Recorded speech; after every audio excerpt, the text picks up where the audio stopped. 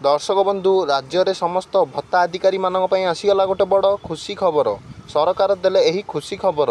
राज्य रे मिलिबाकू जाउची 3000 टंका भत्ता। सरकार देले एही खुशी खबर। तेबे केउ मानकू मिलिबो एवं केउ दिन ठारू मिलिबो आसंतु जानिबा। तेबे संपूर्ण खबरटी जानिया पई भिडियोटी को शेष पर्यंत जेमितेले भी देखंतु। एबे आसीगला गोटे बड़ खुशी खबर। खूब शीघ्र मिलिबाकू जाउची राज्य रे 3000 टंका भत्ता। तो देखंतु राज्य रे अनेक भत्ता अधिकारी माने आंदोलन करुछंती जे सेमानक भत्ता राशि को वृद्धि करा जाऊ एवं सेमानक भत्ता राशि को वृद्धि करा जी 3000 टंका करा जाऊ।